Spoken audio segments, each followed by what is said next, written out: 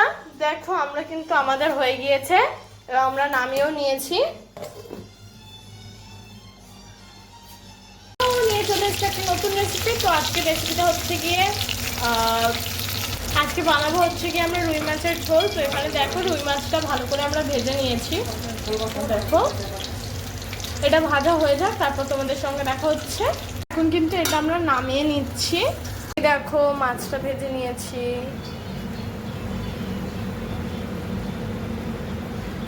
বানাবো একটা মিশ্রণ। এই দেখো এখানে একটা বাটিতে সামান্য জল নিয়ে ওর ভেতর টমেটো কেটে দিয়ে দিয়েছি।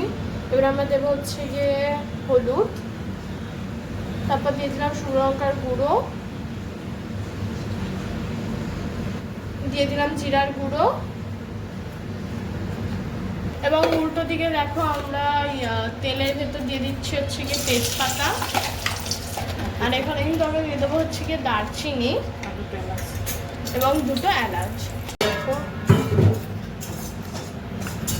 এখানে আমরা কিন্তু ওটা ভালো করে মিক্স করে নিচ্ছি। এটা আমরা ভালো করে মিক্স করে নিই, তারপর তোমাদের সঙ্গে দেখা হচ্ছে। তো সেই মিশ্রণটা আমরা দিয়ে দেবো।